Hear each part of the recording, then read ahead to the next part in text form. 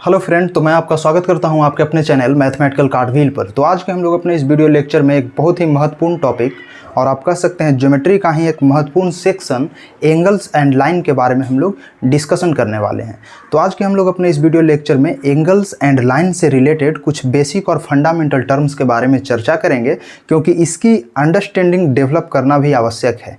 और आप एक बार अगर अच्छे से इसके अंडरस्टैंडिंग को डेवलप कर लेते हो तो आप आसानी से प्रॉब्लम को सोल्व कर पाओगे, ज्योमेट्री के जितने भी प्रॉब्लम्स आते हैं अगर आपके सामने। तो चलिए हम लोग सबसे पहले कुछ बेसिक टर्म के बारे में चर्चा कर लेते हैं। सबसे पहले हम लोग पॉइंट के बारे में चर्चा करते हैं कि पॉइंट क्या होता है। तो आप यहाँ पर लिख सकते हैं, यहाँ पर आप लिखिए फर्स्ट में कि पॉइंट लिख करके डैश दीजिए। आप लिखिए पॉइंट क्या है, आप इसको लिखिए पॉइंट क्या है, लिखिए पॉइंट। तो पॉइंट का डिफिनेशन अगर आप देखें फ्रेंड, तो पॉइंट में आप लिख सकते हैं क्या कि a point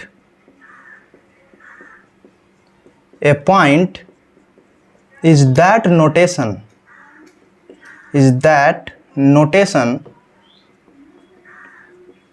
a point is that notation which has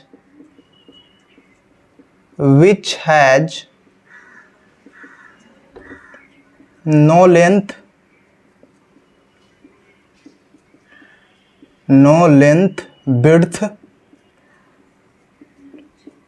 width and thickness।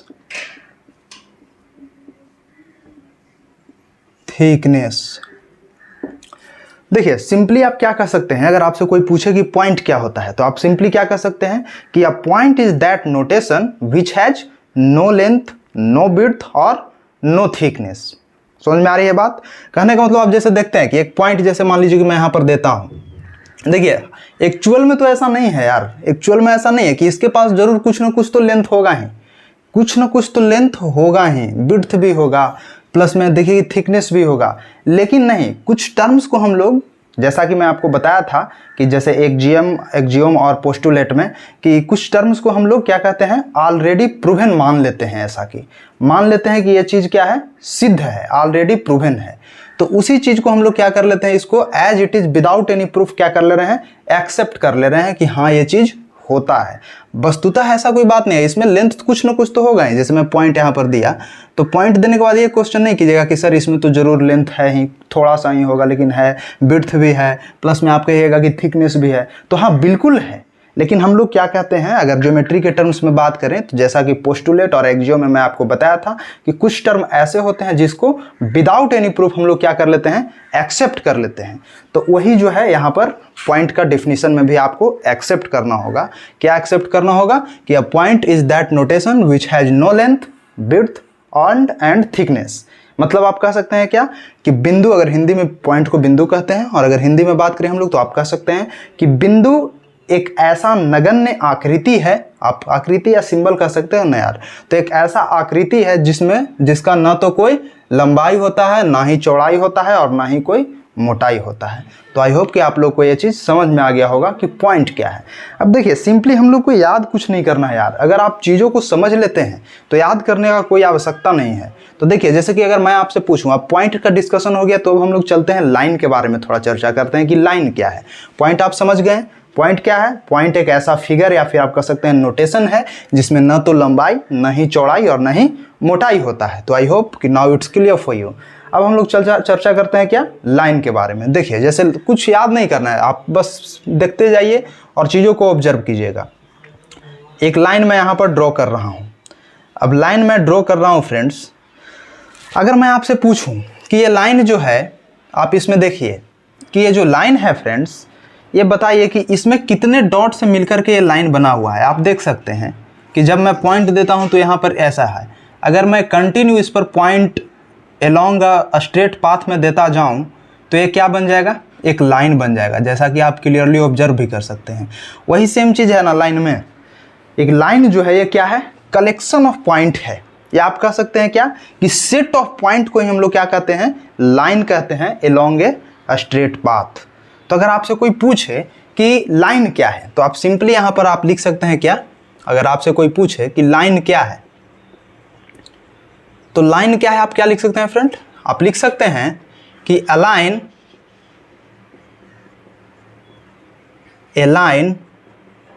is a set of points along a straight path.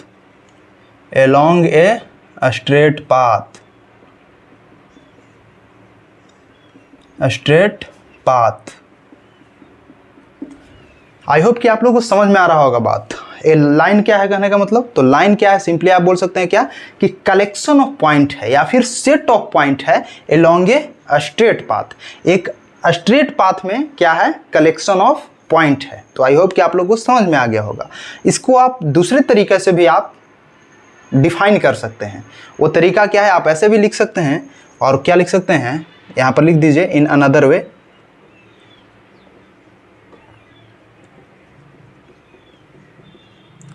In another word आप लिख सकते हैं क्या कि ए लाइन इज अ, आप लिख सकते हैं कि a line is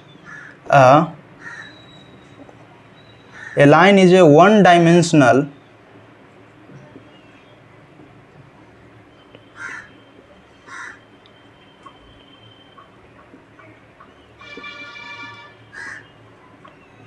A line is a one-dimensional figure. A line is a one-dimensional figure which has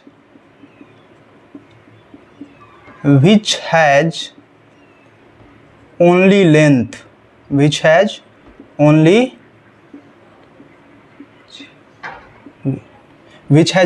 length, but no width and thicknesses. No width and thickness.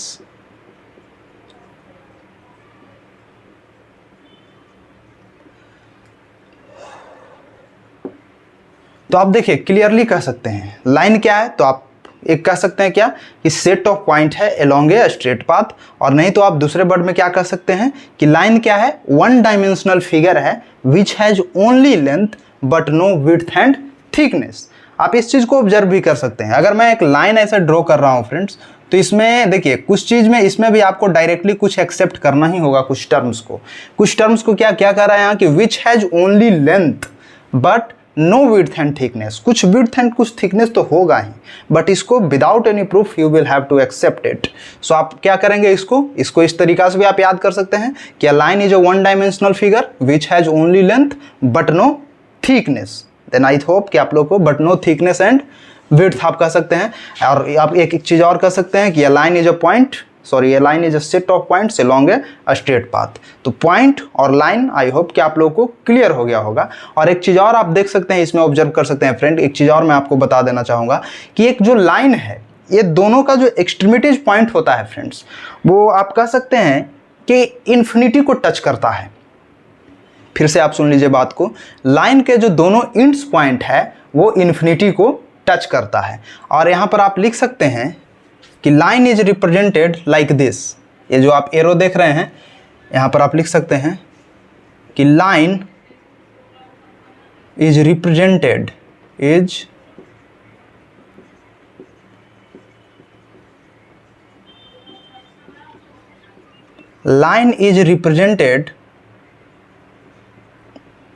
by a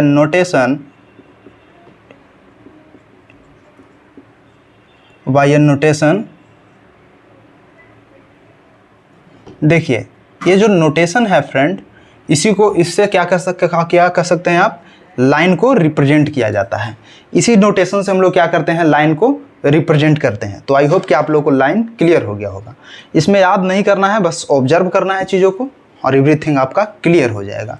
अब देखिए हम लोग अपना तीसरा पॉइंट की चर्चा करते हैं फ्रेंड। फर्स्ट हमारा हो गया, सेकेंड भी हो गया, और तीसरा पॉइंट करते हैं क्या, हम लोग देख लिए कि लाइन क्या है। अब हम लोग देखेंगे क्या कि लाइन सेगमेंट क्या होता है। हम लोग क्या देखने वाले हैं कि लाइन सेगमेंट क्या होता है। तो चलिए हम लोग लिखते हैं line segment. Line segment, line segment आप यहां पर लिख सकते हैं कि a line is called line segment. Line segment, a line is called line segment if it is having, if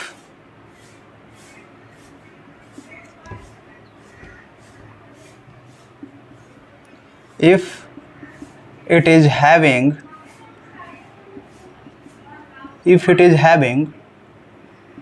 two finite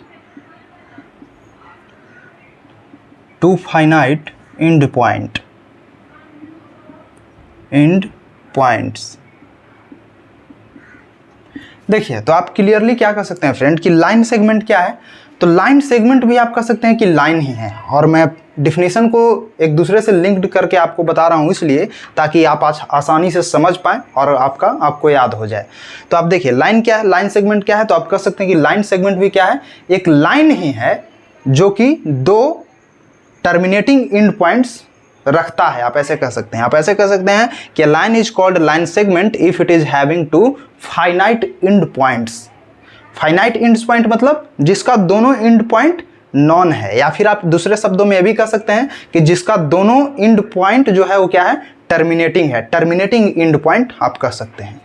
जैसे आप देखिए, मैं फिर से आपको समझाने का प्रयास कर रहा हूँ लाइन सेगमेंट क्या है। तो आप कह सकते हैं कि line is called line segment if it is having two finite end point, या फिर आप कह सकते हैं कि if it is having two terminating end points. I hope कि आप लोगों को समझ में आ रहा होगा। देखिए एक लाइन सेगमेंट क्या है। अगर जैसे लाइन सेगमेंट कहने का मतलब फ्रेंड्स कि लाइन सेगमेंट को ऐसे आप रिप्रेजेंट कर सकते हैं। जैसे देखिए आपको दिखाता हूं, जैसे मान लीजिए कि एक लाइन है जो इधर जा रहा है। इस एरो का मतलब है फ्रेंड्स कि ये इन्फिनिटी को टच कर रहा है या आगे बढ़ता ही जा रहा है। आप सिंपली इस चीज़ को समझ सकते हैं। इस एरो का मतलब क्या है कि ये चीज़ कंटिन्यू बढ़ते जा रहा है इस डायरेक्शन में, इस डायरेक्शन में भी बढ़ते जा रहा है। लेकिन इसमें क्या करें, लाइन सेगमेंट। तो मान लीजिए कि इसका अगर दो फाइनाइट एंड पॉइंट है और अगर देखिए ये बढ़ते जा रहा है, कहने का मतलब ये इनफाइनाइट को टच कर रहा है, तब ये क्या है, एक लाइन है क्योंकि इनफाइनाइट को टच कर रहा है। लेकिन इस लाइन पर अगर दो फाइनाइट पॉइंट हम लोग ढूंढ लें और ये दोनों को हटा दें, तो जो हमारा फाइनाइट पॉइंट होगा फ्रेंड और उसके बीच का एरिया जो है ना, कहने का मतलब दोनों के बीच का जो डिस्टेंस होगा वही हमारा क्या हो जाता है, लाइन सेगमेंट कहलाता है। तो आप लाइन सेगमेंट को ऐसे भी डिनोट करते हैं या कर सकते हैं। आप यहाँ पर लिख सकते हैं कि ये line segment, a line segment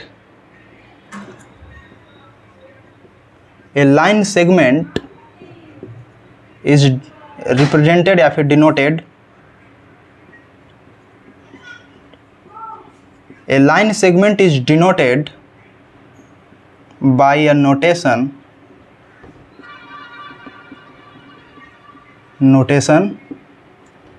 क्या, इस टाइप के नोटेशन से लाइन सेगमेंट को रिप्रेजेंट किया जाता है।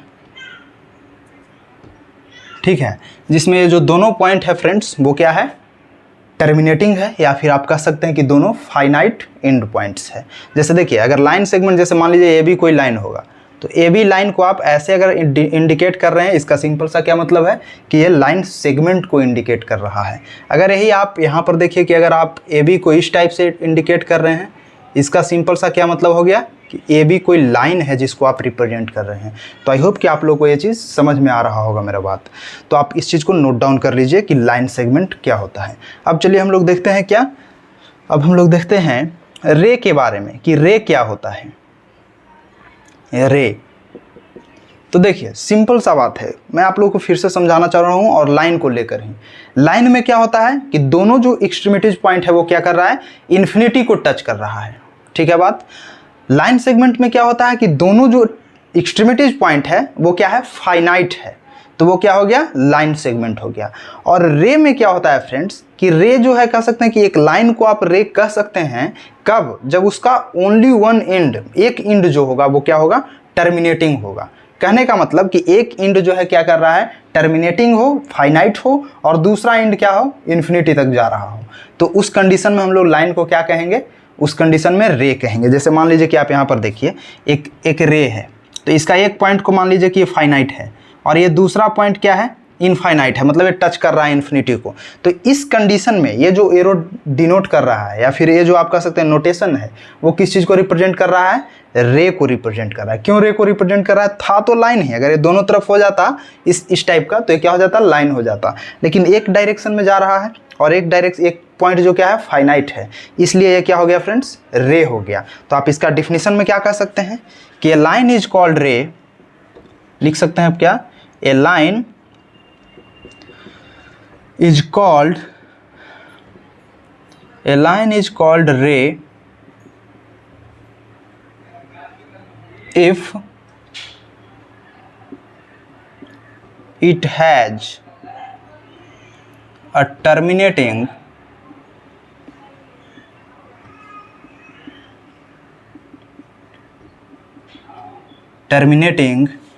end point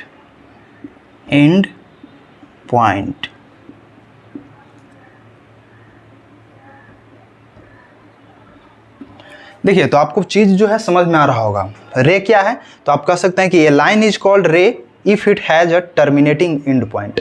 एक लाइन ही तो है ये लाइन, आप देखिए जो लाइन था ये क्या है, ये लाइन है, अगर इसका एक पॉइंट क्या है, टर्मिनेटिंग हो जाए। यहाँ पर क्या है, दोनों पॉइंट नॉन टर्मिनेटिंग है, दोनों जो है क्या है, इन्फिनिटी को टच कर रहा है, लेकिन यहाँ पर अगर एक पॉइंट जो है क्या हो जाए, फाइनाइट हो जाए या फिर टर्मिनेटिंग हो जाए, तो वो चीज़ क्या कहलाता है, रे कहलाता है। और रे को डिनोट करने का सिंबल ये है। तो आई होप कि आप लोग को ये चीज़ भी समझ में आ रहा होगा। आप इसको लिख भी सकते हैं कि ए रे इज रिप्रेजेंटेड, अ रे इज रिप्रेजेंटेड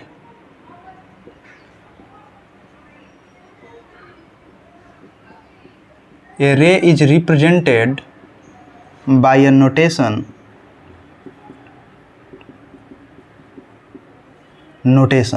और आपको ये नोटेशन समझ में आ गया होगा।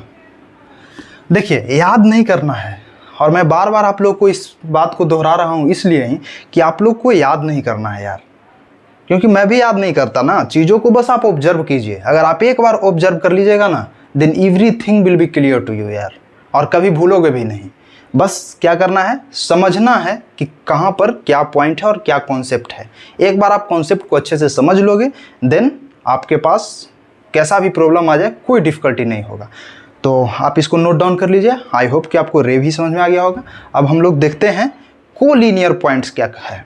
तो चलिए अब हम लोग अपना फोर्थ पॉइंट को डिस्कस करते हैं।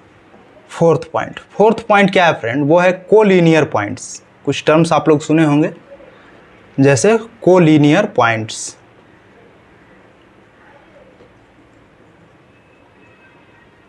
कोलिनियर पॉइंट्स देखिए, कोलिनियर पॉइंट्स कहने का मतलब क्या है, तो आप सिंपली इसको लिख सकते हैं कि three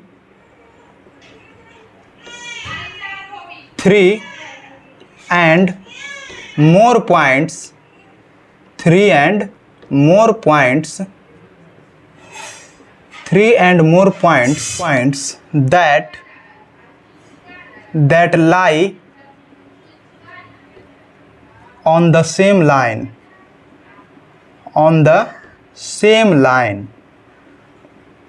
that lie on the same line are called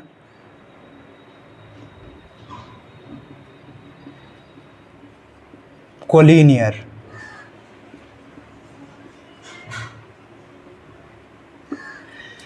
देखिए, सिंपली आप क्या कह सकते हैं, कोलिनियर पॉइंट किसको कहते हैं, तो आप कह सकते हैं कि 3 and more points that lie on the same line are called collinear. Simple सा बात है यार, अगर 3 या 3 से अधिक पॉइंट एक ही लाइन में हो, मतलब एक ही रेखा पर हो, तो उसको हम लोग क्या कहते हैं, कोलिनियर पॉइंट। आप कहिएगा 3 या 3 से ज़्यादा ही क्यों, 3 and more ही क्यों, 2 and more क्यों नहीं। तो यार आप सिंपल सी बात ये तो जानते हैं ना कि 2 and more, जैसे कहने का मतलब कि 2 पॉइंट से ही एक स्ट्रेट लाइन खींचा जाता है। तो 2 में तो ये तो वेरी ऑब्वियस है ना, इसमें 2 पॉइंट तो है ही, तो 2 पॉइंट है ही तो इससे ज़्यादा ही पॉइंट को कोलिनियर कहेंगे ना, क्योंकि 2 तो बिल्कुल कॉमन है। 2 पॉइंट अगर नहीं होगा तो ये फिर जो कहने का मतलब लाइन ही स्ट्रेट नहीं हो पाएगा। तो सिंपल सा बात है कि 2 पॉइंट तो इसमें वेरी ऑब्वियस है। तो इसलिए यहाँ पर हम क्या कर रहे हैं, 3 and more points are called collinear if they lie on the same line. एक लाइन पर अगर 3 पॉइंट है, एक लाइन पर क्या है, अगर 3 पॉइंट है या 3 से ज़्यादा पॉइंट है तो उसको हम लोग क्या कर सकते हैं, कोलिनियर कर सकते हैं। तो इस चीज़ के लिए आप उल्टा भी इसका देख सकते हैं। इसमें क्या, अगर 3 and more points that don't lie on the same line are called non collinear. जैसे मान लीजिए कि इसमें तो इनफाइनाइट नंबर ऑफ पॉइंट है, 3 पॉइंट अगर यहाँ आते तो कोलिनियर हो गया, 4 पॉइंट है फिर भी कोलिनियर, 5 पॉइंट है फिर भी कोलिनियर। जैसे मान लीजिए यहाँ पर है, यहाँ पर 1 पॉइंट है ए, यहाँ पर 1 पॉइंट है बी, यहाँ पर 1 पॉइंट है पी, यहाँ पर 1 पॉइंट है सी। तो ये सब आपसे अगर पूछूँ मैं कि क्या ये पॉइंट जो है कोलिनियर है, तो हाँ बिल्कुल कोलिनियर है। क्यों कोलिनियर है, क्योंकि आप देख सकते हैं कि एक ही लाइन पर क्या कर रहा है, लाई कर रहा है इतने सारे पॉइंट। तो इस टाइप के क्वेश्चन आपसे पूछे जा सकते हैं कि क्या ये जो पॉइंट्स है वो क्या है, कोलिनियर है। तो हाँ बिल्कुल है। क्यों, क्योंकि एक ही लाइन पर रिप्रेजेंट किया जा रहा है। लेकिन अगर मैं आपसे पूछूं कि P, यहाँ पर 1 पॉइंट होगा, मान लीजिए कि यहाँ पर सॉरी यहाँ P तो हो गया है, मान लीजिए R या फिर यहाँ पर मान लीजिए S पॉइंट है। मैं आपसे पूछूं क्या R जो है क्या है, कोलिनियर है, ए पी और आर कोलिनियर है, तो बिल्कुल नहीं है। ए पी तो कोलिनियर है बट आर जो है कोलिनियर नहीं है। क्यों कोलिनियर नहीं है, क्योंकि आप देख सकते हैं कि जो है एक ही लाइन में नहीं है। तो आप उल्टा यहाँ पर भी लिख सकते हैं, क्या आप यहाँ पर ऐसे भी लिख सकते हैं नोट करके कि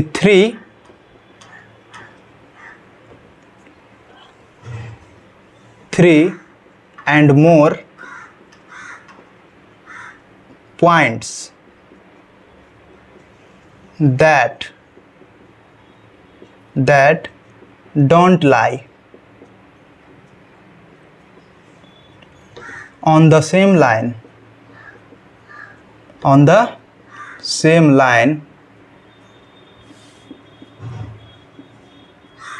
are called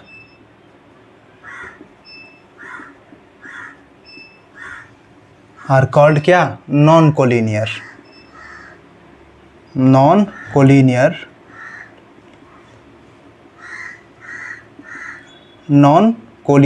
आप लिख सकते हैं।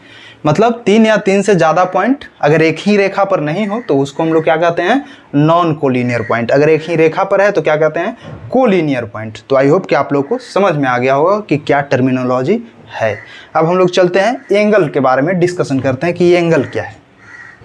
तो आप लिख सकते हैं, आप यहाँ पर लिख सकते हैं,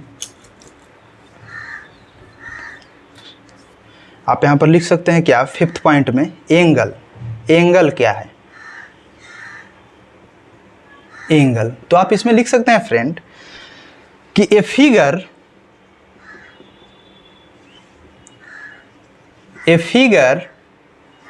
which is formed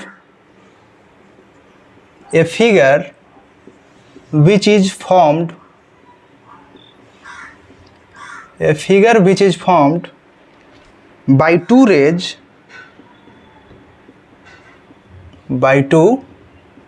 two rays having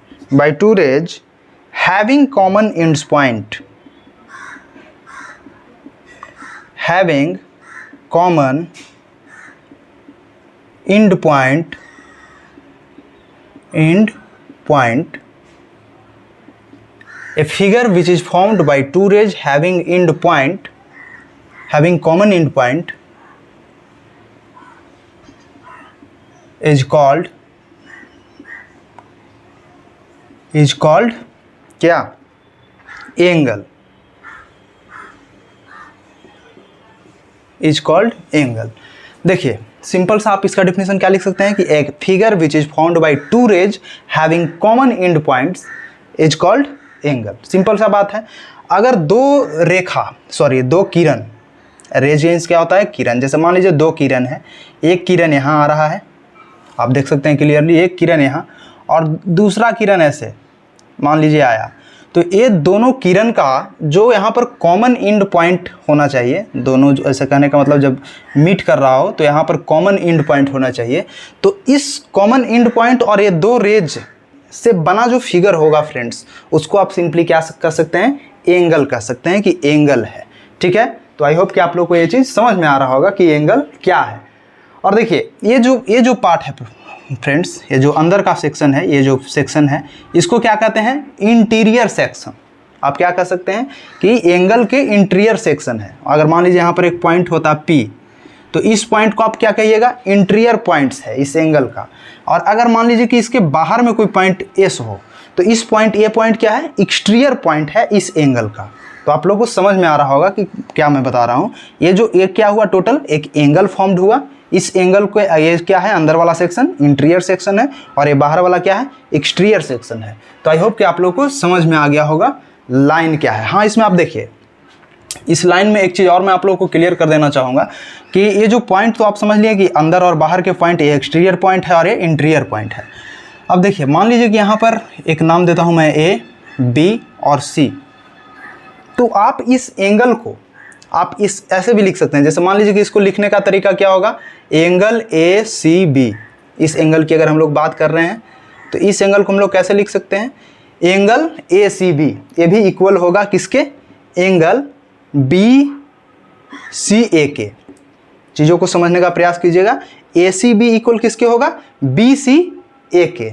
और यही इक्वल किसके होगा फ्रेंड्स? एंगल C के। तो आई होप आप लोगों को समझ में आ रहा हो। एंगल C क्या है? एंगल C को ही ACB रिप्रेजेंट करेगा, या फिर आप कह सकते हैं कि BC ये भी एंगल C को ही रिप्रेजेंट करेगा। लेकिन एक चीज़ और मैं आप लोगों को यहाँ पर क्लियर कर देना चाहूँगा कि ये जो एंगल बना, ये जो एंगल फॉर्म्ड हुआ फ्रेंड, दो रेज A और B के द्वारा, या फिर आप AC और CB रेज कह सकते हैं, तो इन दोनों रेज के द्वारा जो यहाँ पर एंगल फॉर्म्ड हुआ फ्रेंड, उसको आप एंगल C कहने का मतलब, ये तो आप बोल ही सकते हैं BCA या फिर ACB, लेकिन एंगल C आप तभी कहिएगा जब शीर्ष पर, यह जो शीर्ष है, इस शीर्ष पर केवल एक ही एंगल हो।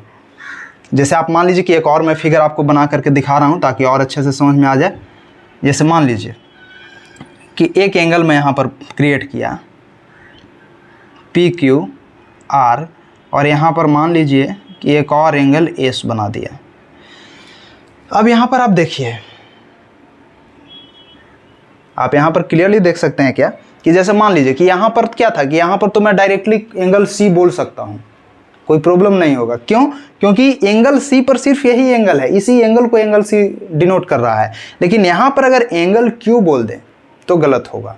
क्यों गलत होगा फ्रेंड? क्योंकि आप यहाँ पर देख सकते हैं कि यहाँ पर दो एंगल क्रिएट हो रहा है। आप देख सकते हैं ये क्या हो रहा है? दो एंगल क्रिएट हो रहा है। आप ये देख लीजिए, यहाँ पर दो एंगल क्रिएट हो रहा है। और सिर्फ एंगल Q अगर हम लोग बोलेंगे तो इसमें जो है दोनों जो है से सेपरेटली जो है कहने का मतलब डिनोट नहीं करेगा ना सेपरेटली दोनों को। तो हम लोग को यहाँ पर क्या करना होगा? 1 by 1 आप ऐसे लिख सकते हैं। जैसे यहाँ पर लिखिए क्या? RQS। अगर सिर्फ ऊपर वाले एंगल यानी इस एंगल को आपको रिप्रेजेंट करना है तो इसको आप क्या बोलिएगा? Angle RQS। अगर आपको नीचे वाला एंगल को बोलना है तो ये एंगल क्या होगा? Angle SQP। आप इसको रिवर्स करके भी लिख सकते हैं। RQS को आप लिख सकते हैं SQR भी, ठीक है। इसी को आप यहाँ पर SQP था, आप इसको लिख सकते हैं क्या? Angle PQS। आप रिवर्स करके भी इसको क्या कर सकते हैं? लिख सकते हैं। तो आई होप कि आप लोग को समझ में आ गया होगा। यहाँ पर आप एंगल Q डायरेक्टली नहीं लिख सकते, यहाँ पर आपको क्या लिखना होगा? Angle RQP। यहाँ पर क्या लिखना होगा? Angle RQP। क्यों? क्योंकि आप देख सकते हैं RQP, यहाँ पर आप एंगल Q बोलिएगा तो फिर गलत क्यों होगा से देख लीजिए। यहाँ पर अगर आप मान लीजिए कि एंगल Q सिर्फ बोलते हैं फ्रेंड, तो एंगल Q किसके किसके इक्वल होगा? ये होगा angle SQP plus angle SQR। देखिए एंगल Q जो है दो एंगल के सम के इक्वल है, तो आप डायरेक्टली एंगल Q नहीं बोल सकते हैं, इसमें दोनों एंगल का जिक्र करना आवश्यक है। तो आई होप कि आप लोग को ये चीज़ समझ में आ गया होगा। और एक्चुअली आप यहाँ पर और भी एक नोट में लिख सकते हैं क्या? आप ऐसे देखिए, समझ लीजिए चीज़ों को कि एंगल्स एक्चुअली मेनली आप कह सकते हैं कि इसके मेजरमेंट के लिए दो पैमाना का उपयोग किया जाता है। आप ऐसे समझ सकते हैं कि एंगल्स को या तो रेडियन या फिर डिग्री में मेनली मापा जाता है। तो आप लिख सकते हैं कि एंगल्स आर मेजर्ड, आप लिख सकते हैं यहाँ पर angles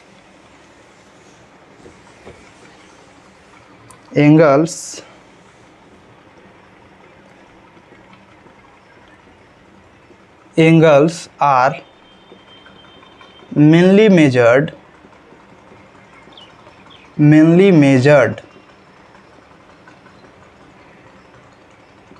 angles are mainly measured in radian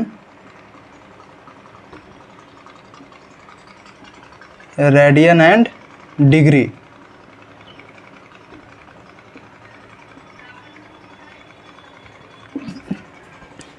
तो आई होप कि आप लोगों को समझ में आ गया होगा। हालांकि इसका और भी मेजरमेंट है, लेकिन हम लोग दो ही फॉर्म में बेसिकली इसका मेजर करते हैं किसी भी एंगल को, या तो रेडियन या फिर डिग्री में। तो आप इसको नोट डाउन कर लीजिए। अब हम लोग चलते हैं टाइप्स ऑफ एंगल को देखते हैं कि एंगल कितने टाइप के होते हैं। तो आप नोट डाउन कर लीजिए। तो चलिए हम लोग अपना पहला एंगल को यहाँ पर देखते हैं, और वो मेरा फर्स्ट एंगल है फ्रेंड, फर्स्ट एंगल जो कि है राइट एंगल। आप लोग भली भांति इस एंगल से परिचित होंगे, राइट एंगल। तो राइट एंगल किसको कहते हैं? तो आप सिंपली इसको क्या लिख सकते हैं कि एन एंगल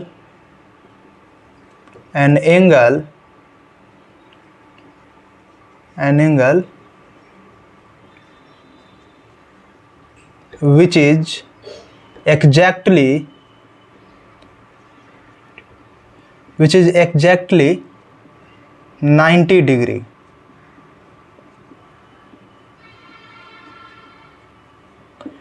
ठीक है, राइट एंगल क्या है? तो एक एंगल है जो कि एग्जैक्टली 90 डिग्री का होता है। ठीक है, और आप इसको ऐसे लिख सकते हैं, 90 डिग्री कैसा होता है? आप अगर इसका नोटेशन भी बनाएं तो आप ऐसे लिख सकते हैं कि ये जो एंगल है फ्रेंड्स वो क्या है? एक 90 डिग्री। और 90 डिग्री को ऐसे हम लोग डिनोट करते हैं, आप ये इसको देख सकते हैं। ये एंगल क्या है? अगर मान लीजिए कि x है तो आप लिख सकते हैं यहाँ पर क्या कि x इक्वल टू 90 डिग्री। ठीक है, तो ये जो एंगल बना फ्रेंड, यानी x जो है x बराबर 90 डिग्री, तो आप लिख सकते हैं कि राइट एंगल क्या है? तो an angle which is exactly 90 degree. जो एंगल एग्जैक्टली 90 डिग्री का होगा उसको हम लोग क्या बोलेंगे? राइट एंगल बोलेंगे। ठीक है, अब दूसरा देखिए, दूसरा क्या होता है? Acute angle. दूसरा क्या होता है? Acute angle. एक्यूट एंगल, तो क्लियरली इसको आप क्या लिख सकते हैं? आप लिख सकते हैं क्या कि the angle which is less than 90 degree. जो एंगल 90 डिग्री से कम होगा मेजर में वो क्या होगा? एक्यूट एंगल हो जाएगा। तो आप यहां पर लिख सकते हैं the angle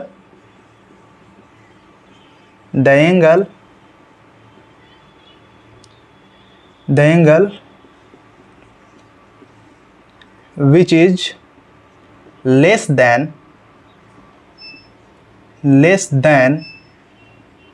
90 degree। the angle which is less than 90 degree is known as acute angle। ठीक है, तो आई होप कि आप लोगों को समझ में आ रहा होगा। जो एंगल 90 डिग्री से छोटा होगा वो एंगल क्या कहलाएगा? एक्यूट एंगल कहलाएगा। ठीक है, जैसे कि देख लीजिए, मान लीजिए कि एक रे ऐसे आ रहा है और एक रे पहले से यहाँ है, तो ये जो एंगल बना फ्रेंड, ये जो एंगल आप अभी देख रहे हैं, इस एंगल का अगर मान लीजिए कि मेजरमेंट x आ रहा है और x इक्वल टू 90 से छोटा जो भी हो, अगर मान लीजिए कि x है तो x से देखिए, अगर यहाँ स्ट्रेट लाइन है मतलब एक परपेंडिकुलर था तो ये क्या था? 90 डिग्री था, यानी राइट एंगल था।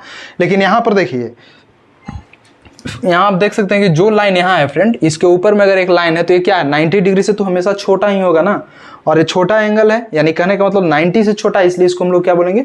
एक्यूट एंगल बोलेंगे। एक्यूट एंगल जो है फ्रेंड वो ऑलवेज क्या होता है? 0 से बड़ा होता है और 90 से छोटा होता है। आप इस चीज़ को माइंड में रखिएगा। कुछ लोग यहाँ पर बोलेगा कि क्या सर 0 जो है वो भी एक्यूट एंगल है क्योंकि वो तो 90 डिग्री से छोटा है। तो यार देखो, 0 जो है एक्यूट एंगल है या नहीं है, इसमें कंट्राडिक्शन है। कंट्राडिक्शन कहने का मतलब विरोधाभास है। 0 है या नहीं है ये कंफर्म्ड नहीं है, आप ऐसे कह सकते हो, मतलब कंट्राडिक्टिव स्टेटमेंट है। कंट्राडिक्टिव स्टेटमेंट है कि 0 जो है एक्यूट एंगल है कि नहीं है। जैसे देखो, 0 डिग्री एंगल का मतलब क्या होता है? आप सिंपली कह सकते हो 0 डिग्री एंगल का मतलब क्या? जैसे ये देखो, यहाँ पर x डिग्री एंगल है, यहाँ x डिग्री एंगल है, 0 डिग्री लाना है। तो मान लो कि अगर मान लो एक बात कि x जो है यहाँ पर 45 डिग्री होगा और तुमको चाहिए 0, तो क्या करोगे? इसको धीरे धीरे इसमें और इधर की ओर जो है बेंड करोगे, इस लाइन को, इस एरो के इधर में आप रोटेट करोगे। तो अगर आप रोटेट करते हो तो ये 0 डिग्री कब आएगा? जब बिल्कुल ये जो लाइन है ये इस पर जो है कोइंसाइड कर जाए। कोइंसाइड करेगा तभी तो 0 डिग्री होगा। मतलब सिंपली आप क्या कर सकते हो कि 0 डिग्री जो है एक स्ट्रेट लाइन हो जाएगा। 0 डिग्री जो है यही लाइन बचेगा ना, ये तो पूरा जो है इस पर कोइंसाइड कर जाएगा। तो 0 डिग्री फिर तो ये स्ट्रेट एंगल हो जाएगा ना यार, स्ट्रेट एंगल हो जाएगा तो 0 डिग्री का कोई अस्तित्व थोड़ी रहा। तो कहने का मतलब ये थोड़ा कंट्राडिक्टिव थ्योरम स्टेटमेंट है, इसलिए आप इसको ध्यान मत दो। आप माइंड में बस ये रखो कि अगर एंगल जो है 0 से ग्रेटर होगा और 90 से लेस होगा तो वो एंगल क्या हो जाएगा, एक्यूट एंगल हो जाएगा। तो आई होप कि आप लोगों को समझ में आ गया होगा। अब देखिए, अब हम लोग चर्चा करते हैं किस चीज़ का, right angle, acute angle. Third में देखते हैं ऑब्ट्यूज एंगल। तीसरा आप लोग लिख लीजिए ऑब्ट्यूज एंगल। देखिए, जो एंगल 90 डिग्री से बड़ा हो और 180 से छोटा हो उसको हम लोग क्या कहते हैं, ऑब्ट्यूज एंगल कहते हैं। तो आप लिख सकते हैं the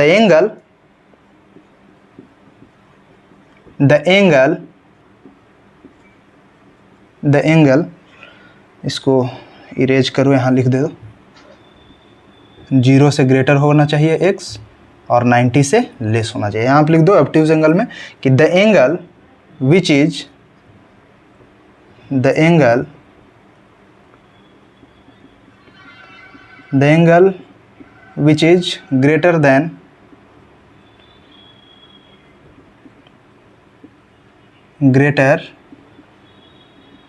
then 90 degree and less than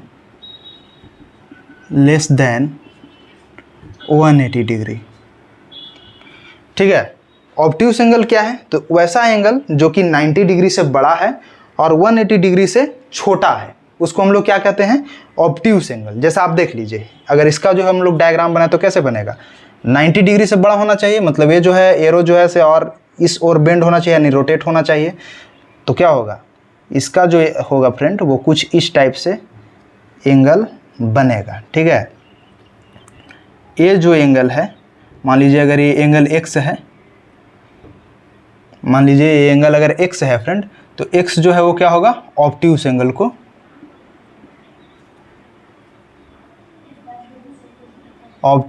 को ये क्या करेगा, रिप्रेजेंट करेगा।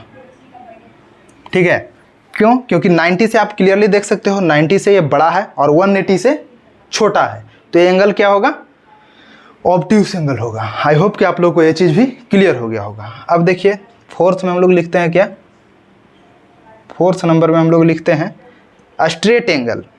क्या लिखते हैं, स्ट्रेट एंगल। तो देखिए लिखते हैं हम लोग क्या, स्ट्रेट एंगल।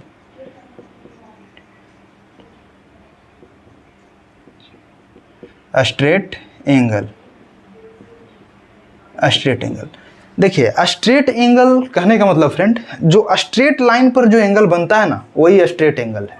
ठीक है, या फिर आप ऐसे कह सकते हैं कि the angle which is exactly 180 degree. ठीक है, तो आप इसको क्लियरली यहाँ पर लिख सकते हैं, मेंशन कर सकते हैं कि the angle which is exactly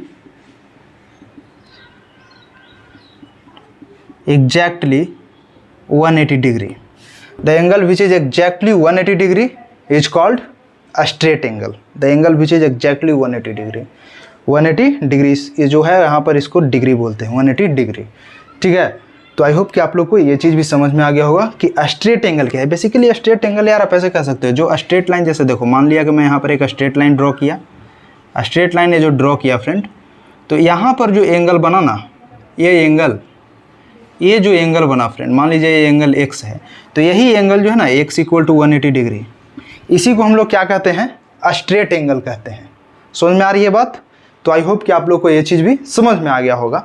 अब हम लोग देखते हैं फ्रेंड कि कम्प्लीमेंट्री एंगल क्या होता है या फिर सप्लीमेंट्री एंगल क्या होता है। होगा complementary angle.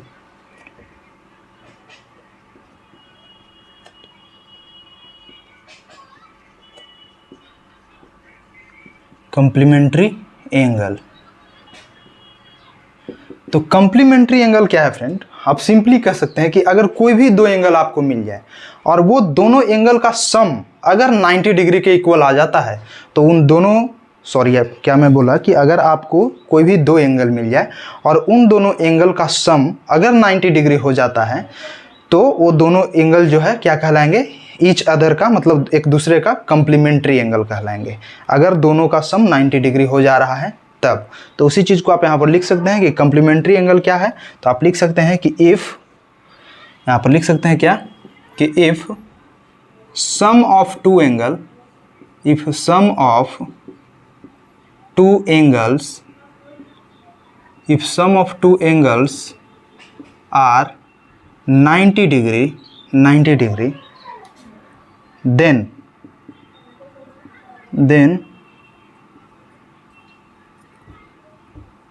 the both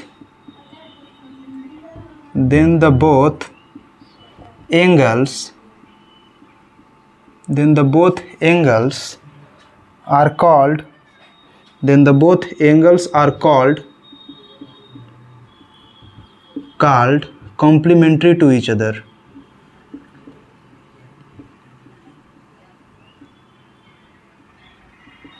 Complementary to each other. To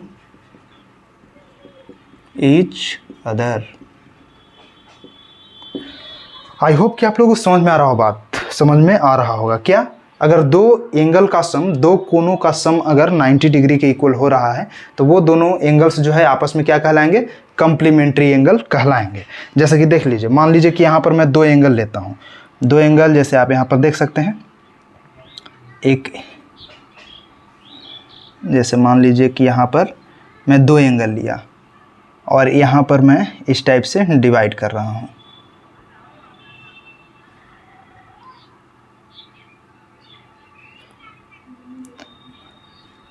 आप इसको अच्छे से नोट डाउन कीजिएगा, बनाइएगा।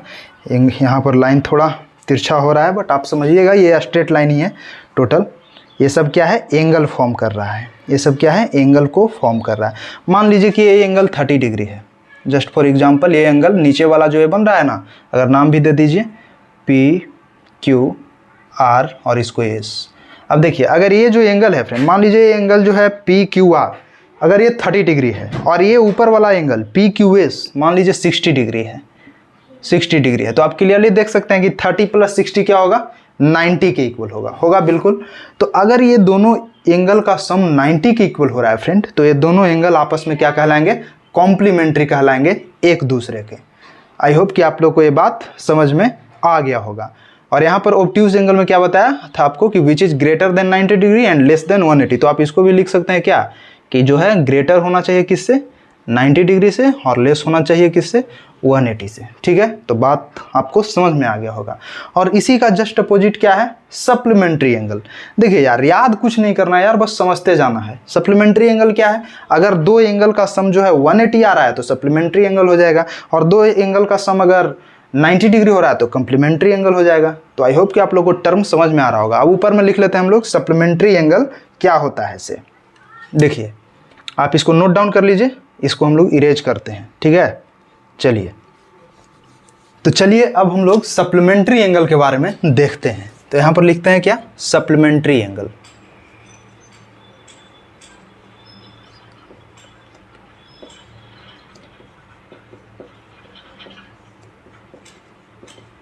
Supplementary angle, supplementary angle. तो जैसा कि मैं आपको बताया कि अगर दो एंगल का सम 180 के इक्वल आ जा रहा है तो वो दोनों एंगल आपस में क्या कहलाएंगे, supplementary angle to each other. तो आप लिख सकते हैं कि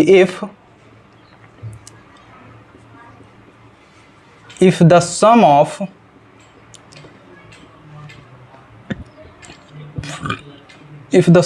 to angles, if the sum of two angles are equal, if the sum of two angles are equal to 180 degree, if the sum of two angles are equal to 180 degree, then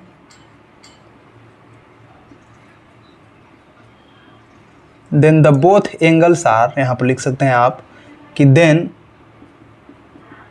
the both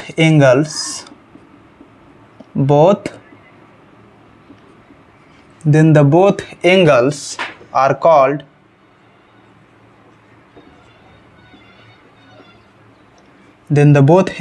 called supplementary to each other.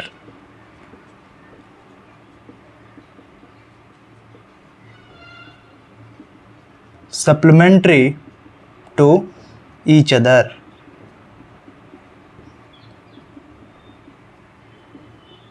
ठीक है, supplementary angle क्या होता है आप देख लिए। जैसे मान लीजिए कि अगर दो एंगल, जैसे मान लीजिए क्या यहाँ पर दो एंगल मैं क्रिएट कर दिया, आप देख सकते हैं। अगर मान लीजिए कि ये जो एंगल है फ्रेंड ए है, ठीक है, और ये जो एंगल है मान लीजिए कि ये बी है, तो अगर इन दोनों का सम मतलब a प्लस बी अगर इक्वल आ रहा है 180 के इक्वल, 180 डिग्री के इक्वल, तो आप कह सकते हैं कि ये दोनों एंगल a और b जो है क्या है, सप्लीमेंट्री एंगल है एक दूसरे के। ठीक है, तो आई होप कि आप लोग को ये चीज़ समझ में आ गया होगा। अब हम लोग एक और एंगल देख लेते हैं, वो क्या है, रिफ्लेक्स एंगल। रिफ्लेक्स एंगल के बारे में भी आप लोग सुने होंगे, और उसके बाद हम लोग देख लेंगे क्या कि एंगल बाइसेक्टर क्या होता है। हमने एंगल का चर्चा कर लिया, एंगल बाइसेक्टर का करेंगे, और फिर देखते हैं रिफ्लेक्स एंगल। तो चलिए फिर लिखते हैं अब इस टाइम रिफ्लेक्स एंगल क्या है। Reflex angle, reflex angle,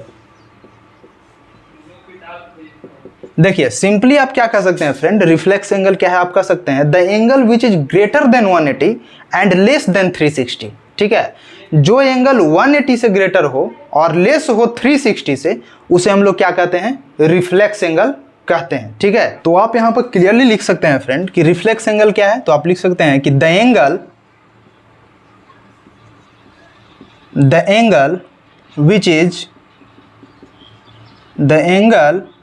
which is greater than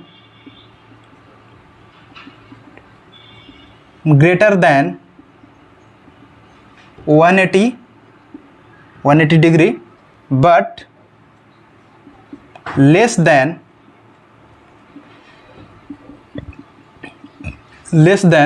360।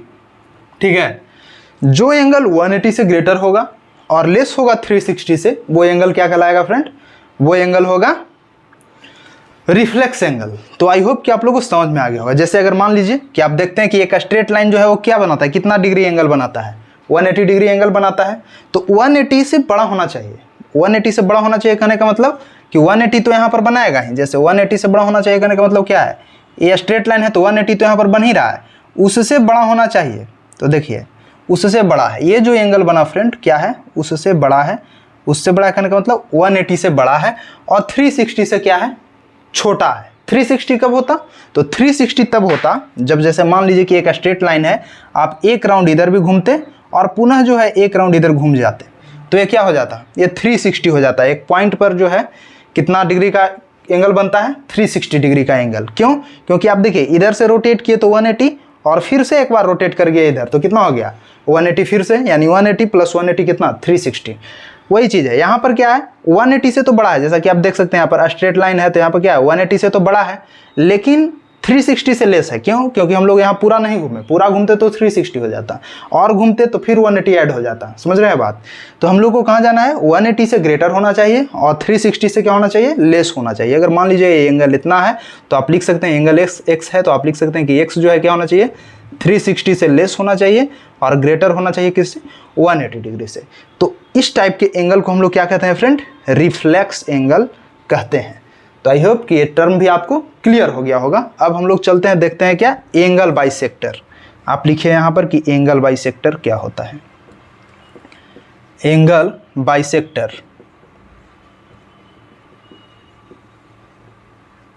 तो देखिए क्लियरली आप इस चीज को समझ सकते हैं। एंगल बाइसेक्टर देखिए, पहले लिख देता हूं मैं डिफिनेशन ही। आप लिख सकते हैं क्या कि इफ, आप लिख सकते हैं कि if an angle is bisected, या फिर आप ऐसे लिख सकते हैं कि if an angle is divided, if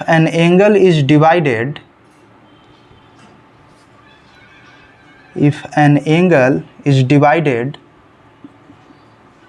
in two equal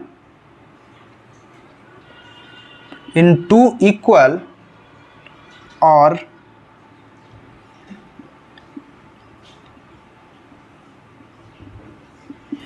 if an angle is divided in two equal or congruent part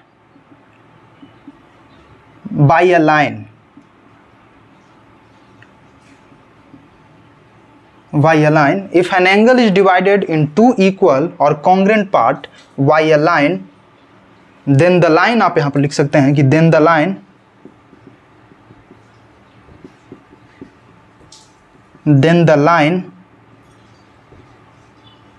is called angle bisector.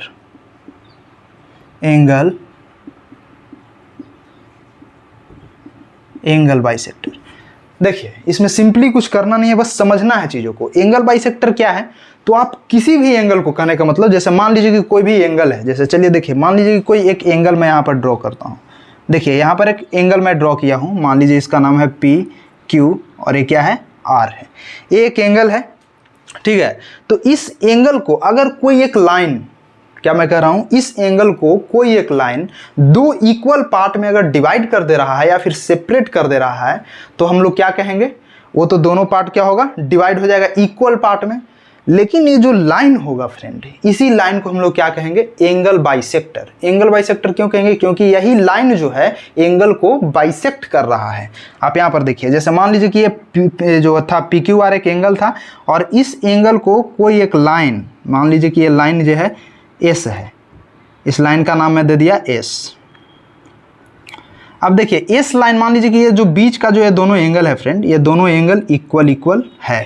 बस मान लीजिए, जैसे मान लीजिए कि ये एंगल जो है 30 डिग्री है और ये भी एंगल क्या है 30 डिग्री है ऊपर, और ये जो QS है क्या कर रहा है, दोनों को बाइसेक्ट कर रहा है। टोटल था 60 डिग्री, एक QS जो है क्या किया, इसको डिवाइड कर दिया दोनों को इक्वल पार्ट में। तो ये दोनों इक्वल पार्ट में डिवाइड हो गया फ्रेंड। तो किसके जरिए हुआ, कहने का मतलब QS के जरिए। QS ही तो था जो डिवाइड किया, बाइसेक्ट किया, कहने का मतलब इक्वल पार्ट में। इसलिए हम लोग QS को क्या कहेंगे, एंगल बाइसेक्टर कहेंगे, क्योंकि यही QS जो था एंगल RQP को बाइसेक्ट कर दिया। ठीक है, तो आई होप कि आप लोगों को समझ में आ गया होगा एंगल बाइसेक्टर क्या है। तो आप सिंपली कह सकते हैं कि if an angle is divided in two equal और congruent part by a line, then the line is called angle bisector. I hope कि आप लोगों को ये फंडामेंटल टर्म समझ में आ गया होगा। तो चलिए हम लोग कुछ और अपने पॉइंट के बारे में चर्चा करते हैं। तो जैसे हम लोग चर्चा करने वाले हैं intersecting and non intersecting point के बारे में। तो जैसा कि अगर मैं आप लोगों को बताना चाह रहा हूं कि जैसे आप देखिए कि अगर इंटरसेक्टिंग पॉइंट क्या है, तो कहने का मतलब फ्रेंड्स कि अगर मान लीजिए कि हमारे पास कोई भी दो लाइन है और वो दो लाइन आपस में इंटरसेक्ट करते हुए पार हो जा रहा है। जैसे मान लीजिए कि ये दो लाइन है, दो लाइन मैं यहाँ पर ड्रॉ किया हूँ, आप यहाँ देख सकते हैं ये दो लाइन है फ्रेंड, और इन दोनों लाइन में क्या है, ओनली वन पॉइंट क्या है, कॉमन पॉइंट है। आप यहाँ पर देख सकते हैं कि दो लाइन हमारे पास था, आप इसका नाम भी दे सकते हैं AB और इसका नाम आप दे सकते हैं PQ, इसका नाम आप R दे दीजिए। तो आप देख सकते हैं क्लियरली कि हमारे पास दो लाइन था AB और PQ, वो दोनों क्या कर रहा है, इंटरसेक्ट कर रहा है एक दूसरे को। इंटरसेक्ट कर रहा है कहने का मतलब कि एक दूसरे को कट करते हुए पार हो जा रहा है, और कट करते हुए पार हो जा रहा है तो इस क्रम में हमको क्या मिलता है, ओनली वन कॉमन पॉइंट। इन दोनों में क्या है, एक उभयनिष्ठ बिंदु होता है, यानी जब भी दो लाइन आपस में इंटरसेक्ट करता है तो उसमें क्या होता है, उस कंडीशन में ओनली वन कॉमन पॉइंट होता है दोनों में। तो आप समझ पा रहे होंगे ये क्या है, इंटरसेक्टिंग पॉइंट कहते हैं इसको। आप लिख सकते हैं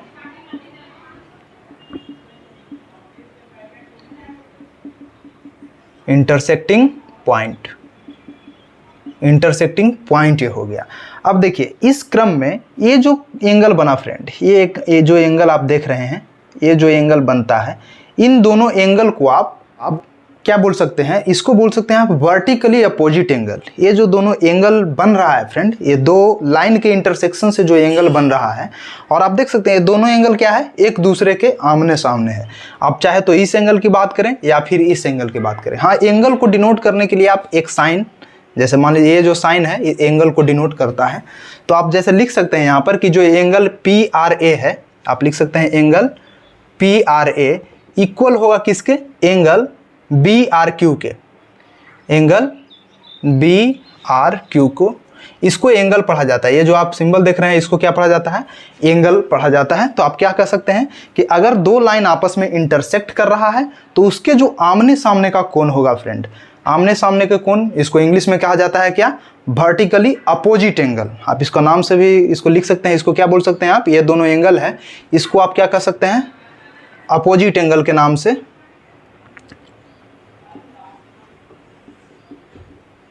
अपोजिट एंगल के नाम से इसको जाना जाता है, अपोजिट एंगल के नाम से जाना जा सकता है, वर्टिकली अपोजिट एंगल भी इसको आप कह सकते हैं। और ये देखिए ये जो एंगल है इसको देखिए, ये भी क्या है, ये भी तो इंटरसेक्शन पॉइंट से ही बना है फ्रेंड, और ये भी क्या है, आमने सामने का एंगल है। तो ये दोनों एंगल भी क्या होगा, आपस में इक्वल होगा। तो आप इसको भी लिख सकते हैं क्या कि एंगल PRB इक्वल होगा किसके, एंगल ARQ के, एंगल ARQ के। और ये भी क्या है, अपोजिट एंगल, ये भी क्या है, कहने का मतलब सेम ही चीज है, अपोजिट एंगल, दोनों क्या है, अपोजिट एंगल है।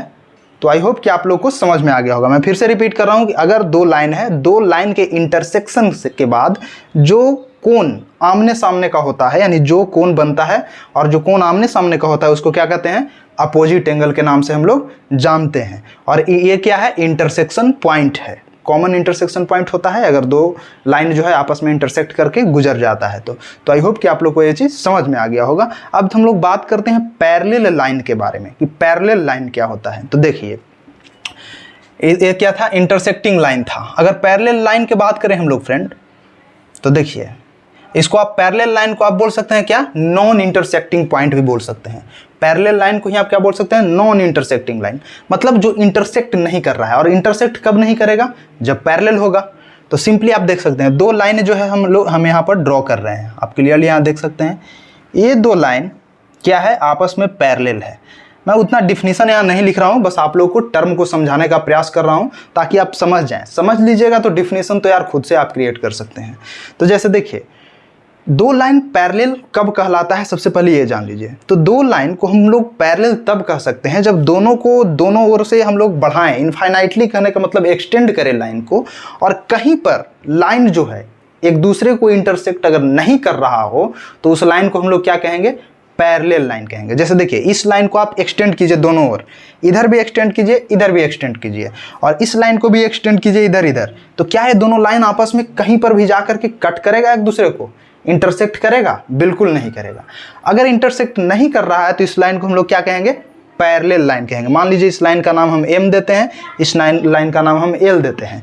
तो M और L लाइन क्या है, पैरेलल लाइन है। सिमिलरली जैसे अगर बात करें, जैसे मान लीजिए कि एक लाइन मैं यहाँ पर ड्रॉ कर रहा हूँ, इसका नाम मैं N देता हूँ, और एक लाइन मैं यहाँ पर लिखता हूँ R। NR जो लाइन है आप देखिए क्लियरली, इसमें आप ऑब्जर्व भी कर सकते हैं। अगर मैं आपसे पूछूं कि क्या लाइन N और R पैरेलल लाइन है, तो बिल्कुल नहीं है। क्यों नहीं है, मैं आपको क्या बताया कि अगर लाइन को एक्सटेंड करेंगे दोनों ओर, जैसे मान लीजिए कि इस और इस लाइन को हम एक्सटेंड कर रहे हैं, तो देखिए ये एक्सटेंड हो गया, इस लाइन को भी एक्सटेंड कर रहे हैं हम, तो मान लीजिए इस लाइन को भी एक्सटेंड किया, तो कुछ ये लाइन क्या हुआ, आगे चल करके क्या कर दिया, कट कर दिया। आप खुद यहाँ देख सकते हैं। तो चूंकि ये लाइन आगे जा करके कट कर दे रहा है फ्रेंड, दैट्स वाई ये जो लाइन है ये क्या है, इंटरसेक्टिंग लाइन है। कहने का मतलब ये पैरेलल लाइन नहीं है। पैरेलल लाइन कब होता, जब इसको एक्सटेंड करने के बाद भी एक कट नहीं करता एक दूसरे को, लेकिन यहाँ पर तो कट कर दे रहा है। तो क्या है, पैरेलल लाइन है, बिल्कुल नहीं। जैसे इस लाइन को आप देखिए, इस लाइन को आप कहीं भी एक्सटेंड कर लीजिए, चाहे इस डायरेक्शन में एक्सटेंड कीजिए, चाहे इस डायरेक्शन में एक्सटेंड कीजिए, ये कहीं नहीं कट करने वाला है एक दूसरे को, चाहे आप कहीं पर बढ़ाइए। तो क्या है, इस टाइप के लाइन जो इंटरसेक्ट ना करे एक दूसरे को, वो क्या कहलाता है, पैरेलल लाइन कहलाता है। और एक चीज और, पैरेलल लाइन को डिनोट करने का सिंबल जो है फ्रेंड वो इस टाइप से होता है। जैसे मान लीजिए कि अगर M और L पैरेलल है तो हम लोग क्या लिख सकते हैं कि M पैरेलल L। इसको इस टाइप से दो जो आप देख रहे हैं लाइन, इसके जरिए हम लोग पैरेलल को डिनोट करते हैं, यही इसका सिंबल है। इसका मतलब क्या हुआ कि M जो है पैरेलल है किसका, L का। तो आई होप कि आप लोग को समझ में आ रहा होगा। एक चीज़ और मैं आप लोग को बताना चाहूँगा, पैरेलल का आप दूसरे तरीका से भी समझ सकते हैं। पहला तरीका समझने का क्या कि दोनों ओर बढ़ाइए, वो एक दूसरे को कट नहीं करेगा। एक तरीका तो ये था समझने का। और दूसरा तरीका क्या है फ्रेंड कि पैरेलल लाइन जो होगा उसमें कोई भी कॉमन पॉइंट नहीं होगा। कहने का मतलब दो पैरेलल लाइन में कॉमन पॉइंट नहीं होता है, आप ऐसे समझ सकते हैं, यानी उभयनिष्ठ बिंदु नहीं होता है। कहने का मतलब यहां पर देखिए ये दो लाइन पैरेलल नहीं था इसलिए यहां पर क्या है, एक कॉमन पॉइंट है जो यहां पर देखे हैं। कॉमन पॉइंट कहने का मतलब ये इंटरसेक्टिंग पॉइंट है दोनों लाइन का। तो दोनों लाइन का इंटरसेक्टिंग पॉइंट क्यों है, क्योंकि ये पैरेलल नहीं था। लेकिन इस कंडीशन में एक भी कॉमन पॉइंट यानी इंटरसेक्टिंग पॉइंट नहीं मिलेगा आपको। तो आप कह सकते हैं कि दो पैरेलल लाइन में कॉमन पॉइंट नहीं होता है या फिर इंटरसेक्टिंग पॉइंट नहीं होता है। तीसरी बात आप ये समझ सकते हैं कि जो भी पैरेलल लाइन होगा वो लाइन के बीच के कहीं पर भी आप दूरी मापें, जैसे आप मान लीजिए कि यहाँ पर हम इसके डिस्टेंस को, इसके बीच के डिस्टेंस को मापते हैं या फिर यहाँ पर मापते हैं, तो ऑलवेज वो जो डिस्टेंस होगा फ्रेंड वो क्या होगा, इक्वल होगा। चाहे आप कहीं पर भी माप लीजिए, इन दोनों लाइन के बीच का जो डिस्टेंस होगा वो ऑलवेज क्या होगा, इक्वल होगा। चाहे आप कहीं पर भी इसको माप लीजिए, इन्फिनिटी पर भी जाके भी आप मापिएगा, वहां पर भी इन दोनों के बीच के लाइन का डिस्टेंस सेम होगा। अर्थात जितना डिस्टेंस इस लाइन का होगा उतना ही डिस्टेंस इसका भी होगा। कहने का मतलब जितना लेंथ इसका होगा उतना ही इसका। तो आप एक चीज और भी कह सकते हैं कि इस पर जो है से क्या करेंगे, ये जो लाइन है क्या होता है, परपेंडिकुलर होगा। यानी कहने का मतलब ये दोनों लाइन क्या होगा आपस में, ये दोनों लाइन पैरेलल होगा। और यहाँ पर अगर लाइन ड्रॉ कीजिएगा तो ये क्या होगा, परपेंडिकुलर होगा। ठीक है, तो आई होप कि आप लोग को ये चीज समझ में आ गया होगा। Intersecting and non intersecting point या फिर इंटरसेक्टिंग लाइन और non intersecting line. Intersecting line जो कट करके पार हो रहा है, और नॉन इंटरसेक्टिंग लाइन यानी पैरेलल लाइन जो कि जिसमें कोई भी कॉमन पॉइंट ना हो और कहीं पर भी एक दूसरे को कट नहीं कर रहा हो। तो आई होप कि आप लोग को ये चीज़ समझ में आ गया होगा। अब हम लोग चर्चा करते हैं फ्रेंड एडजेसेंट एंगल के बारे में कि एडजेसेंट एंगल एक्चुअली होता क्या है। तो देखिए एडजेसेंट एंगल के लिए भी मैं एक एग्जाम्पल के जरिए आपको समझाना चाहूँगा। जैसे मान लीजिए कि मैं यहाँ पर लिखता हूँ, जैसे देखिए PQ R और S। देखिए ये जो है मैं यहाँ पर एक एंगल ड्रॉ किया। तो अब देखिए ये जो एंगल है फ्रेंड, इसमें RQP और PQS एक दूसरे का क्या है, एडजेसेंट एंगल है। क्या मैं बोल रहा हूँ कि RQP आप यहाँ पर लिख सकते हैं, एंगल RQP जो है क्या है, RQP एंड एंगल RQP है और फिर यहाँ क्या PQS वो क्या है, एडजेसेंट है, एडजेसेंट एंगल है, एडजेसेंट एंगल है। तो कहने का मतलब एडजेसेंट एंगल का पहचान क्या है अगर आप पूछें तो मैं आपको बताना चाहूँगा कि एडजेसेंट एंगल का पहचान आप कह सकते हैं क्या कि एडजेसेंट एंगल यानी कहने का मतलब अगर दो एंगल का शीर्ष पॉइंट एक ही हो, मतलब शीर्ष जो है एक ही हो। जैसे आप देखिए ये भी एंगल और ये भी एंगल, ये दोनों एंगल का शीर्ष जो है एक ही Q है।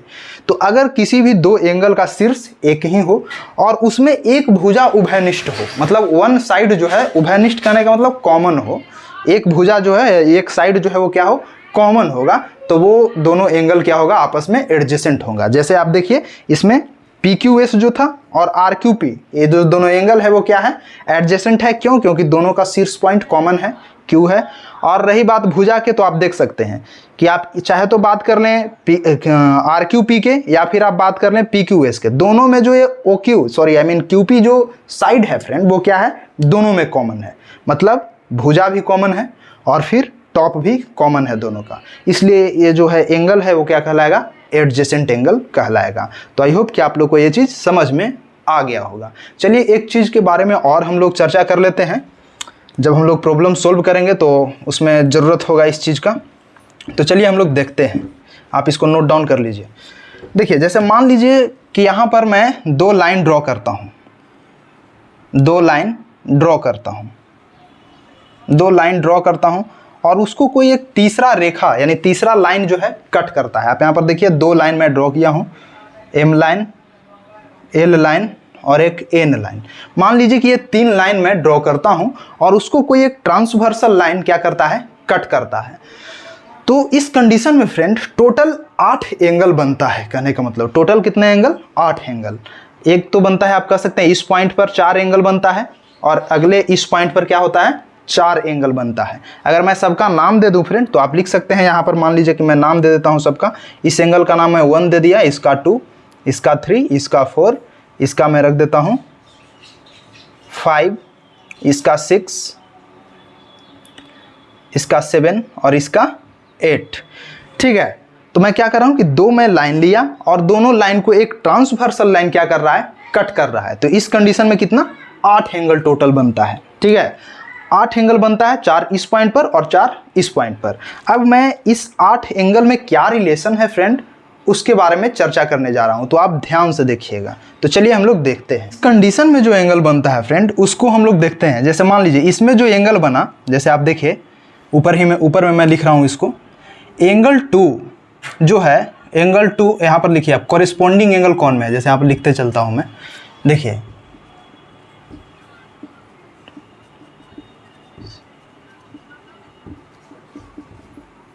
कॉरेस्पॉन्डिंग एंगल क्या है फ्रेंड, तो इसमें आप देखिए 2 और 5, एंगल 2 एंड 5 आपस में क्या है, कॉरेस्पॉन्डिंग एंगल कहलाएगा। एंगल 2 एंड 5 ये पहला हुआ। दूसरा जो है फ्रेंड, आप 2 और 5, अगले बार 1 और 6, एंगल 1 एंड एंगल 6, ये क्या है, कॉरेस्पॉन्डिंग एंगल है। अब देखिए एंगल 3 और 7 यहाँ पर लिख सकते हैं आप। तीसरा में क्या, angle 3 and angle 7, angle 3 and 7 क्या है, कॉरेस्पॉन्डिंग एंगल है। चौथा में आप लिख सकते हैं एंगल 4 एंड कितना, 4 और 8, इसको हम लोग क्या कहेंगे, कॉरेस्पॉन्डिंग एंगल कहेंगे। तो आई होप कि आप लोगों को समझ में आ रहा हो। बस टर्म को समझते चलिए, ज़्यादा टेंशन नहीं लेना है कि समझ में नहीं आ रहा है यार, नहीं, आप बस समझते जाइए, देखते जाइए, और जैसे जैसे हम लोग डीपली घुसते जाएंगे चैप्टर में, प्रॉब्लम को सोल्व करेंगे, वैसे वैसे everything will be clear and सब कुछ समझ में आ जाएगा। बस अभी टर्म को देखते जाइए कि किसको क्या कहते हैं। इसको क्या कहें बताएं आपको, कि यहाँ पर जो एंगल बना, तो ये जो 2 और 5 है क्या होगा, कॉरेस्पॉन्डिंग एंगल। 1 और 6 क्या होगा, ये भी कॉरेस्पॉन्डिंग एंगल। अगर बात करें 3 और 7 का, तो ये भी कॉरेस्पॉन्डिंग एंगल। 4 और 8 का, तो ये भी क्या है, कॉरेस्पॉन्डिंग एंगल। अब हम लोग चर्चा करते हैं फ्रेंड अल्टरनेट एंगल के बारे में। यहां पर लिख सकते हैं interior alternate angle, interior alternate angle,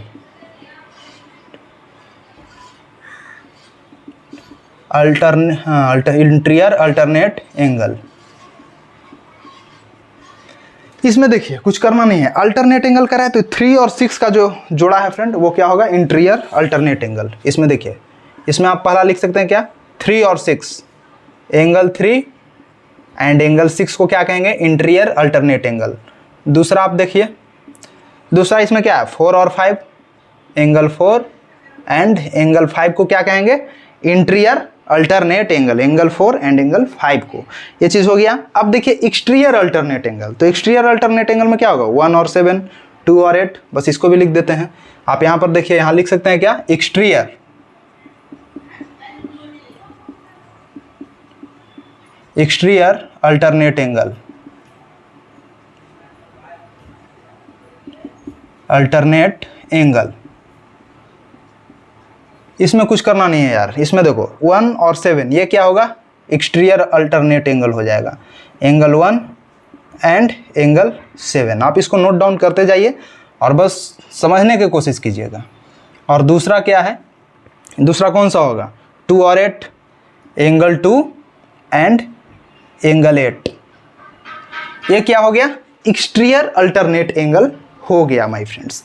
अब देखिए इसमें क्या है ना, इसमें मैं आपको बताने जा रहा हूं कि अगर ये दोनों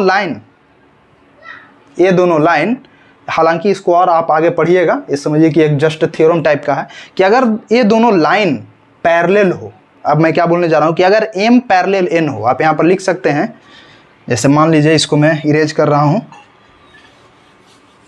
देखिए जैसे मान लीजिए कि मैं यहां पर लिखता हूं क्या, यहां पर मैं लिख रहा हूं कि इफ m पैरेलल, इसको पैरेलल पढ़ते हैं l, ठीक है, और n क्या कर रहा है, उसको इंटरसेक्ट कर रहा है। n जो है क्या कर रहा है, दोनों लाइन को इंटरसेक्ट कर रहा है। और अगर ये पैरेलल हो तो इस सिचुएशन में क्या होता है कि angle 4 and angle 6 equal to 80 डिग्री। इफ इतना एंड आप लिख सकते हैं कि n if m parallel l and n is bisecting, sorry intersecting,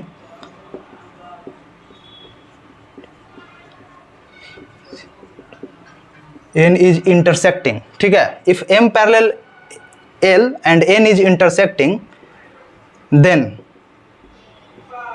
क्या होगा से आप देखिए। देन पहला जो है सिचुएशन क्या होगा, फर्स्ट में क्या कह सकते हैं आप कि angle 4 plus angle 6, angle 4 plus angle 6 equal to क्या होगा, 180 डिग्री होगा। ये चीज़ आपको माइंड में रखना है, या फिर आप ऐसे कह सकते हैं कि याद कर लेना है कि ये जो है इक्वल किसके होगा, अगर दोनों पैरेलल लाइन है और इंटरसेक्ट करा है तो एंगल 4 और एंगल 6 किसके इक्वल होगा, 180 के इक्वल होगा। दूसरा आप ये भी कह सकते हैं कि एंगल 3 एंड एंगल 5, यानी प्लस एंगल 3 प्लस एंगल 5, ये भी क्या होगा, 180 के इक्वल होगा। ऐसा थ्योरम कहता है, आप लोग को इसको याद करना होगा, ठीक है। आप फिर से आप कह सकते हैं क्या कि ये जो एंगल है इंटीरियर अल्टरनेट एंगल, ये क्या होता है, इक्वल होता है आपस में। आप यहाँ पर कह सकते हैं तीसरा क्या होगा सिचुएशन, जिसमें आप कह सकते हैं कि एंगल 3 क्या है, इंटीरियर है ना, हाँ, एंगल 3 इक्वल होगा किसके, एंगल 6 के। चौथा आप कह सकते हैं क्या कि एंगल 4 जो है इक्वल होगा किसके, एंगल 5 के, ठीक है। उसी तरीक़ा से एक्सटीरियर वाले में भी वही कंडीशन होगा कि एंगल 1 जो है इक्वल होगा किसके, एंगल 7 के। और यहाँ पर 6th में अभी आप लिख सकते हैं कि एंगल 2 जो है इक्वल होगा क्या, एंगल 8 के। देखिए ये थ्योरम है, इसको आप याद कर सकते हैं। कहने का मतलब कि इस चीज़ को आपको माइंड में रखना है। अब कैसे क्या होता है इसके बारे में हम लोग डिस्कशन आगे करेंगे जब हम लोग प्रॉब्लम सॉल्विंग में घुसेंगे। अभी मैं आप लोगों को सिर्फ कॉन्सेप्ट बता रहा हूँ और एक एक चीज़ क्लियर करते जा रहा हूँ, बस अंडरस्टैंडिंग को आपके बिल्डअप करने का कोशिश कर रहा हूँ। एक बार आपके अंडरस्टैंडिंग बिल्डअप हो जाता है देन हम लोग ज्योमेट्री में घुसेंगे और फिर जो है धमाल मचा करके रख देंगे, ठीक है ना। तब तक आप इस टर्मिनोलॉजी को समझने का प्रयास कीजिएगा, जो मैं आपको बताया हूँ अच्छे से इसको कॉपी पर नोट डाउन कर लीजिए और अच्छे से इसको पढ़िए, 1-2 बार देखिए ताकि समझ में आ जाए चीज़। और एक बार आप समझ जाते हैं देन हम लोग डीपली घुसेंगे और फिर धमाल मचा करके छोड़ देंगे। तो चलिए मिलते हैं किसी और नए वीडियो में, तब तक के लिए जय हिंद, धन्यवाद।